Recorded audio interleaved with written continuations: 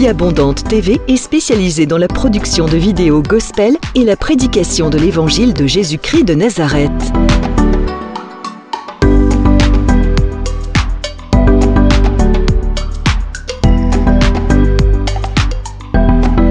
N'hésitez pas à vous abonner à notre chaîne YouTube Vie Abondante TV et sur notre page Facebook.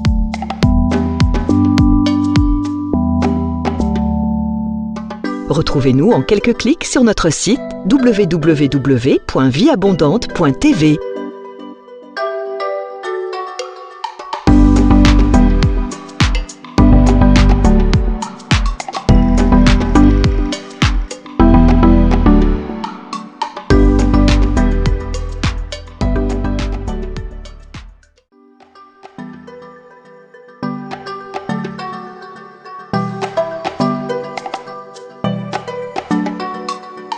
Vie Abondante TV est spécialisée dans la production de vidéos gospel et la prédication de l'évangile de Jésus-Christ de Nazareth.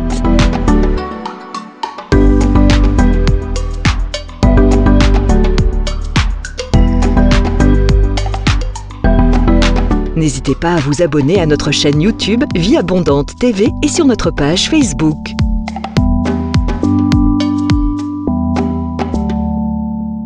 Retrouvez-nous en quelques clics sur notre site www.vieabondante.tv.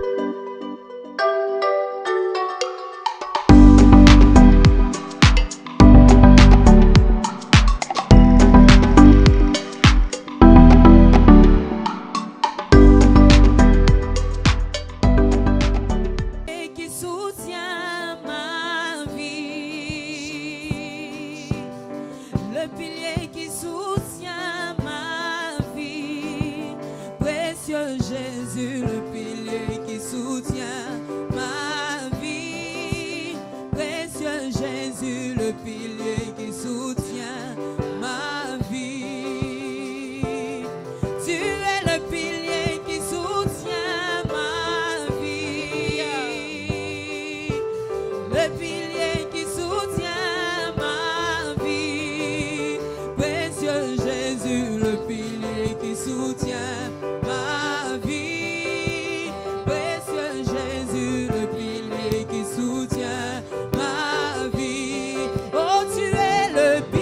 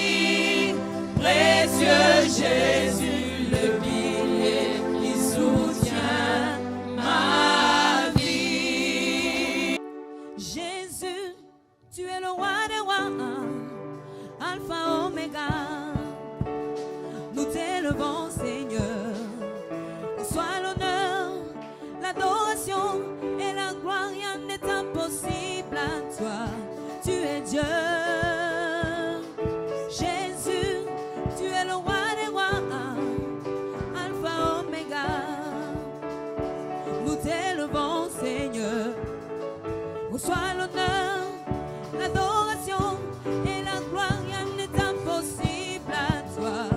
Tu es Dieu, chantons Jésus, Jésus, tu es le roi des rois, Alpha, Oméga, nous t'élevons Seigneur. Reçois l'honneur, l'adoration et la gloire, rien n'est impossible à toi. Tu es Dieu, chantons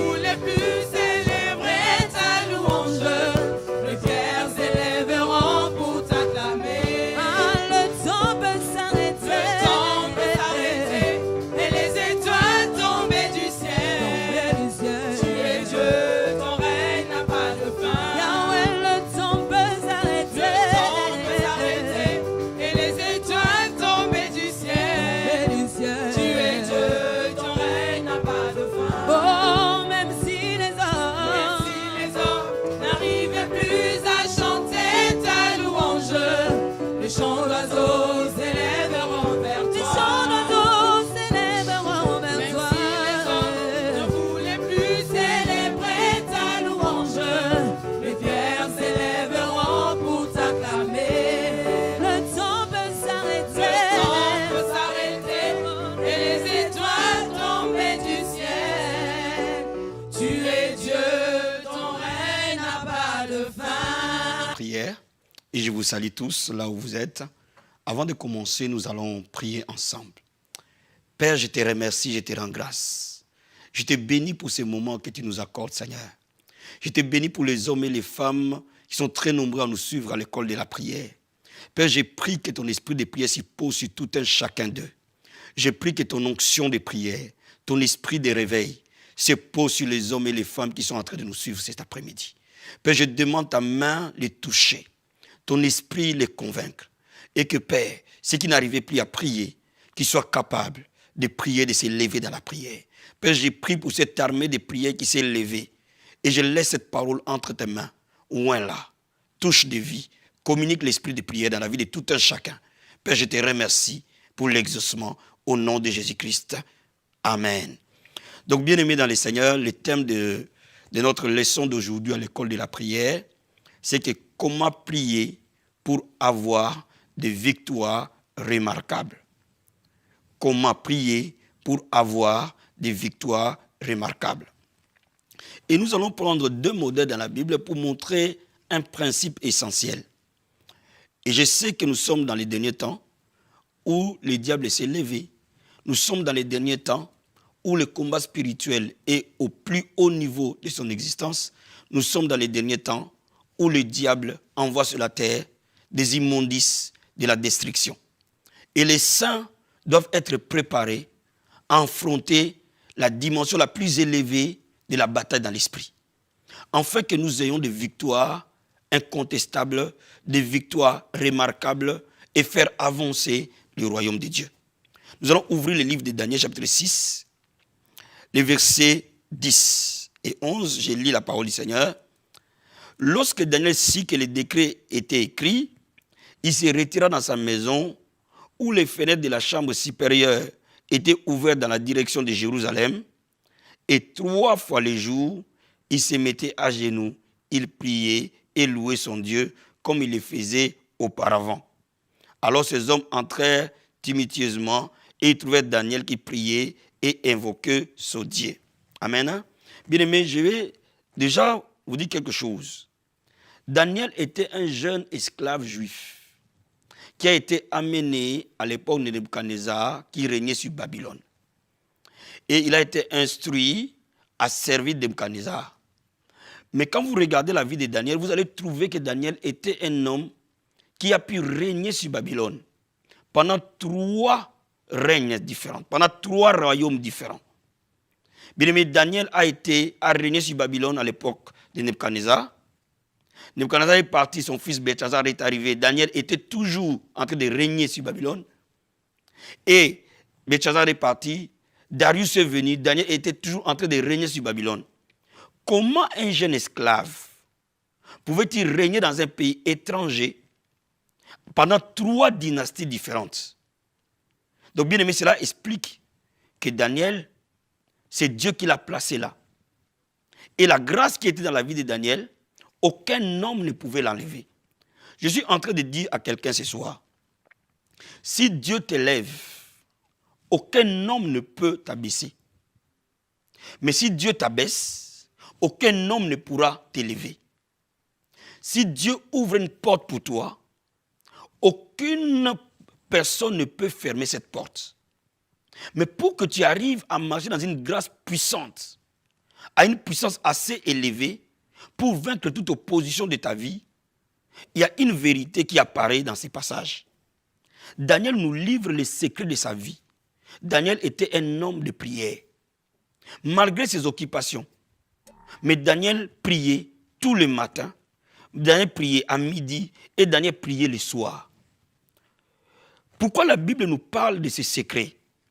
Parce que le Seigneur veut nous révéler que dans une journée, il y a des moments où l'activité spirituelle est intense. Et là où les saints doivent se concentrer et vaquer à la prière. Bien-aimé, si tu veux être un vainqueur, tu dois être une personne qui se lève tôt. La Bible nous dit en Marc chapitre 1, verset 35, le Seigneur Jésus s'est levé tôt, pendant qu'il faisait encore nuit, et il allait dans un lieu secret et il priait. Bien-aimé, avant de rencontrer les hommes, avant de rencontrer les circonstances, rencontre ton Dieu. Bien-aimé, l'échec que beaucoup de chrétiens ont, parce que parfois ils peuvent sortir de leur maison sans avoir passé suffisamment de temps dans la présence de Dieu. Quand vous vous levez de votre sommeil, c'est le moment favorable de commencer à prier, avant que le monde ne puisse vous envahir. Avant de rencontrer les gens, rencontre ton Seigneur. Très tôt le matin, et je conseille les enfants de Dieu de se lever vers 5 heures du matin, de se lever vers 6 heures du matin, quasiment de se lever beaucoup plus tôt, pour vaquer à la prière calmement, sans courir, avant d'aller dans leur lieu de travail, avant d'aller dans leur église, avant d'aller dans leur ministère, avant d'aller dans leurs occupations. Un enfant de Dieu doit passer du temps dans la prière, très tôt le matin. Il doit aussi passer du temps dans la prière en mi-journée. Pourquoi? C'est pour maintenir la présence de Dieu sur lui. Bien aimé, quand vous avez prié le matin, jusqu'à ce que vous arrivez le soir, vous allez vous rendre compte qu'à un moment donné, vos pensées commencent à vaciller. Vous allez voir qu'au début d'après-midi, vous commencez à penser à autre chose qu'à Jésus. Vous commencez à penser à autre chose qu'aux choses spirituelles. Pourquoi? Parce qu'à mi-journée, vous avez besoin encore de rafraîchir votre esprit dans la communion avec le Seigneur. Et la Bible nous dit que Daniel, à midi, priait. Je dis toujours aux gens, quand vous comprenez l'importance de la prière, vous allez prier. Daniel était considéré comme le gouverneur de Babylone, la première puissance militaire de l'époque. Mais il avait le temps de prier le matin, de prier à midi et de prier le soir. Mais pourquoi? Parce qu'il avait compris l'importance de la prière.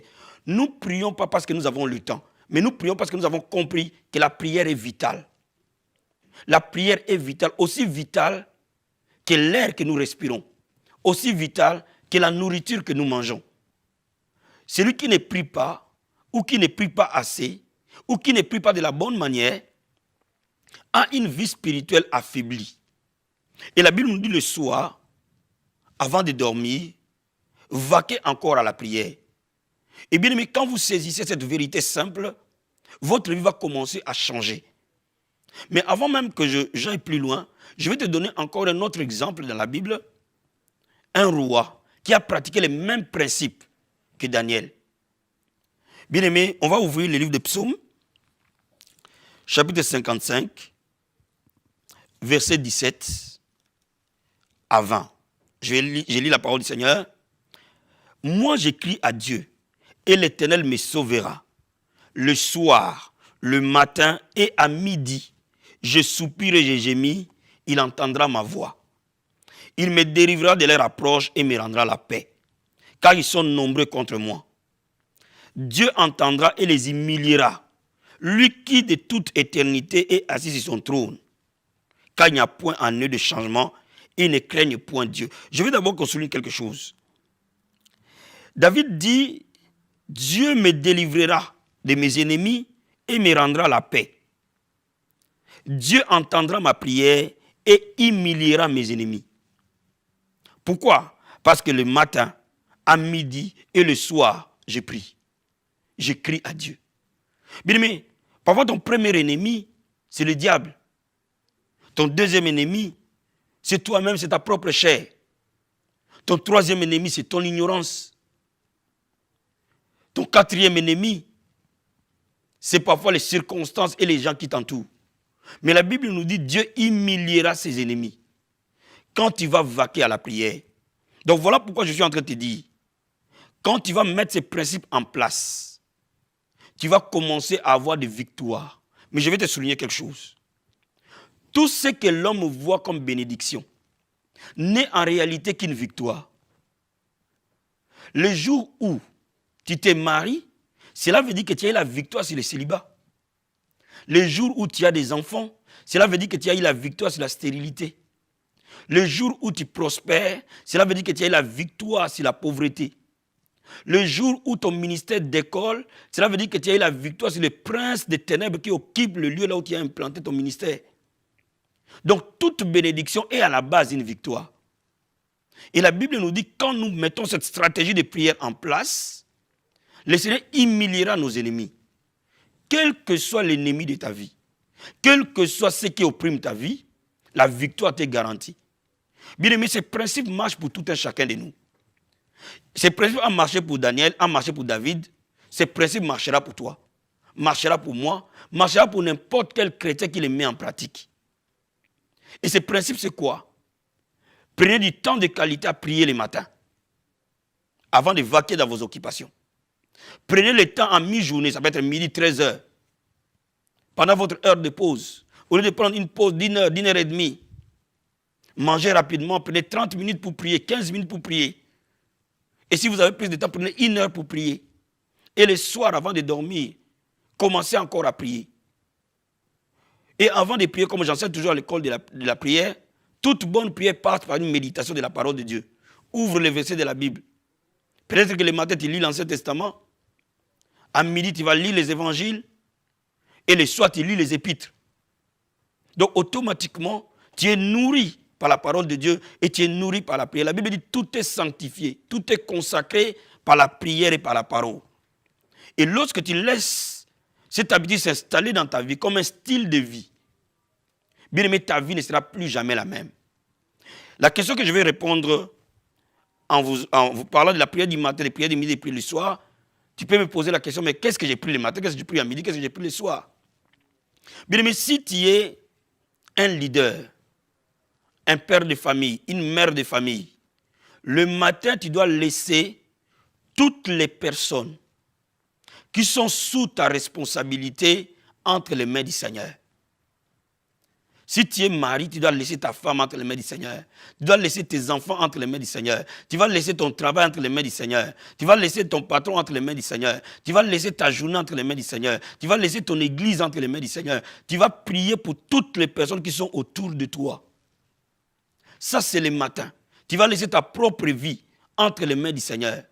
C'est le moment favorable pour intercéder avant que les gens n'aillent rencontrer les tentations dehors, avant qu'ils n'aillent rencontrer les hommes et les femmes des ténèbres dehors, avant qu'ils n'aillent rencontrer les circonstances dehors. Bien aimé, prie pour toi-même, prie pour tous ceux qui sont autour de toi, avant qu'ils aillent dans leur lieu de travail. Ça, c'est le bon moment où on prie pour cela. À midi, c'est le moment où on s'édifie soi-même. Et je te conseille à midi de prendre du temps pour prier pour toi-même, de t'édifier dans la prière. C'est le moment où tu peux traiter certaines choses qui sont dans ta vie et que tu veux vaincre. Par exemple, tu n'arrives pas à abandonner la cigarette, tu n'arrives pas à abandonner le vol, tu n'arrives pas à abandonner l'impudicité, tu n'arrives pas à abandonner la colère, tu n'arrives pas à abandonner l'incrédulité. C'est différentes choses qui font obstacle à l'exaucement de tes prières. C'est à midi où tu peux aussi parler de manière individuelle avec ton Dieu. Laisse ton cœur devant le Seigneur. Laisse-le travailler en toi. Au matin, laisse-le t'accompagner dans le travail de tes mains, dans tout ce que tu vois, tout ce que tu fais. À midi, laisse-le travailler en toi. Donc je reprends, le matin, laisse-le travailler à l'extérieur de toi. Et tout ce qui t'entoure, tout ce qui t'environne, je vais te dire quelque chose. Tous ceux qui sont autour de toi t'influencent, en bien tout comme en mal. Si ton enfant n'est pas bien, tu n'es pas bien. Si ta femme n'est pas bien, tu n'es pas bien. Donc tu dois le laisser entre les mains du Seigneur. Peut-être que ton enfant va à l'école, mais ne sait pas prier. Mais toi, tu es une mère de famille. Prie pour cet enfant. L'enfant pour qui on prie, on trace sa destinée. Aujourd'hui en Europe, beaucoup d'enfants sont dans la drogue, sont dans des choses pas bien. Mais pourquoi tu vas laisser ton enfant être sous influence du monde? Lève-toi, ma soeur. Lève-toi, mon frère. Et prie pour quelqu'un. Prie pour ceux qui sont autour de toi. À midi, prie pour ta propre vie chrétienne. Prie pour que le Seigneur travaille en toi. Te donne les pensées du Christ. Te donne le caractère du Christ. Te donne les sentiments du Christ. Et c'est le moment où tu peux laisser toutes tes aspirations entre les mains du Seigneur. Et le soir, c'est le moment favorable pour prier pour la protection divine. Pourquoi? Parce que c'est la nuit que le monde des ténèbres est en activité maximum. Et c'est à ce moment-là qu'on demande la protection sur nous-mêmes, sur tout ce que nous faisons, sur notre travail, sur nos enfants, sur tous ceux qui sont autour de nous, sur notre église. Le soir, on demande beaucoup plus la protection. Et le soir, on demande beaucoup plus la direction divine. Donc la protection c'est le soir, la direction divine c'est le soir. Parce que c'est le soir que Dieu va te parler. Et dis au Seigneur que j'entende ta voix, que tu me parles par des songes, que tu me parles par des rêves, que tu me montres tous les plans que tu as prévus pour moi, que tu me montres tous ceux qui sont autour de moi. Par exemple, vous savez, il y a des gens qu'on ne peut pas être amis avec. Même si vous rigolez, même s'ils sont contents avec vous. Mais seul Dieu sonde le cœur et les reins. Bien aimé, quand tu commences à demander au Seigneur, si je suis dans la mauvaise voie, amène-moi sur la voie de l'éternité. Bien aimé, Dieu va commencer à te parler. Et tes rêves vont commencer à devenir des rêves prémonitoires. Dieu va révéler tes nuits, tout ce qui est caché. Et tu ne vas plus vivre dans la confusion. Tu ne vas plus prendre de mauvaises décisions. Tu ne vas plus prendre de mauvaises orientations. Combien de chrétiens prennent de mauvaises décisions aujourd'hui? Combien de chrétiens se marient avec de mauvaises personnes? Combien de chrétiens vont dans de mauvaises églises? Combien de chrétiens font de mauvais choix? Pourquoi? Parce qu'ils ne sont pas conduits par l'esprit. Et le soir, c'est le moment favorable pour toi de demander la protection divine et de demander la direction divine. Et vous allez voir que si vous le mettez en place, votre vie de prière ne sera pas monotone, elle sera très enrichissante. Le matin, vous priez pour tout l'environnement qui vous entoure. Et vous priez pour le travail de vos mains. Pourquoi? Parce que vous allez travailler. Même si vous êtes pasteur, vous allez aller travailler. Dans votre église, dans votre ministère. Si vous êtes en plein temps, vous allez travailler dans votre ministère. Si vous êtes en mi-temps, vous allez travailler à l'extérieur et venir travailler dans le ministère après. Si vous avez un travail professionnel, vous allez aller dans votre travail. À ce moment-là, le travail de vos mains, vous les laissez entre les mains du Seigneur. Votre famille, entre les mains du Seigneur. Votre femme, vos enfants, entre les mains du Seigneur. Vos projets, entre les mains du Seigneur. Et vous demandez la paix de Dieu vous accompagner, la direction de Dieu vous accompagner. À midi, vous travaillez sur vous-même. Et vous demandez au Seigneur de vous changer, de vous transformer. Bien aimé, je dis à quelqu'un, la chair ne peut pas vaincre le péché. La Bible dit, si vous marchez par l'esprit, vous n'accomplirez pas les œuvres de la chair. Cela veut dire que le péché spirituel, c'est dans l'esprit qu'on arrive à vaincre le péché. Cela veut dire que c'est dans l'esprit qu'on marche dans la sainteté. C'est dans l'esprit qu'on marche dans la foi. C'est dans l'esprit qu'on aime Dieu. Sans l'aide du Saint-Esprit dans votre vie, vous ne pouvez pas aimer Dieu. Vous ne pouvez pas prier. Et c'est à ce moment-là que vous avez besoin de communier avec le Saint-Esprit pour que votre vie chrétienne soit toujours solide. Et le soir, vous demandez la protection de Dieu. Beaucoup d'enfants de Dieu ne savent pas l'importance de protéger quelque chose. C'est facile de se marier, mais c'est difficile de garder le mariage. C'est facile d'avoir un enfant, mais c'est difficile d'élever un enfant. C'est facile de commencer une église, mais c'est difficile de garder une église dans la durée. Toute bénédiction de Dieu nous demande la protection. Parce que ce que Dieu nous donne, nous devons la garder. Et vous allez demander à Dieu de garder votre vie chrétienne, de garder vos enfants, de garder, de veiller. Et que tout le plan que l'ennemi veut planifier la nuit, pendant que vous dormez, soit déprogrammé. Si vous le faites, bien aimé, comment vous allez être étranglé la nuit par un sorcier? Comment l'oncle ou la tante ou je ne sais pas qui va venir vous opprimer? C'est impossible. Et c'est le moment où le Saint-Esprit va ouvrir tes yeux de l'esprit. Vous savez, quand les yeux physiques se ferment, les yeux de l'esprit s'ouvrent. À ce moment-là que Dieu va te parler de manière prophétique. Et à ce moment-là que tu as besoin d'entendre la voix de Dieu, te parler par des sons, de parler par des rêves, de te parler même par des voix audibles. Mais il est important que tu sois dans cette atmosphère de prière. Mon frère et ma soeur, si tu commences à les mettre en pratique, ta vie ne sera plus jamais la même.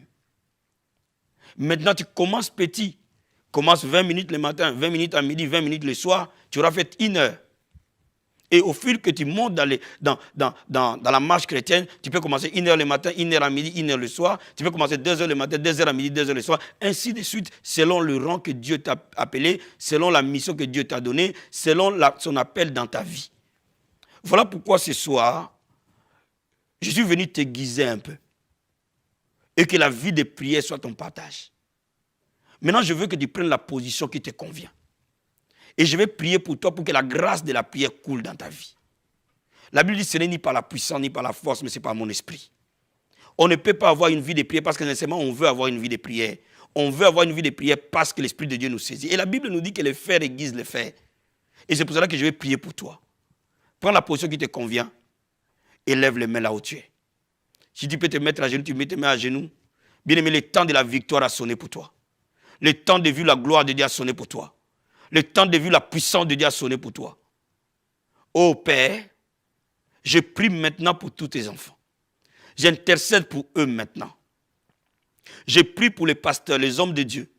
Je prie pour les évangélistes, les intercesseurs. Je prie pour les chantres. Je prie pour tous ceux qui servent dans ta maison. Tu as dit, ma maison sera appelée une maison de prière. Je déclare une armée de prière s'élever dans nos églises. Je déclare que l'onction de la prière te touche là où tu es.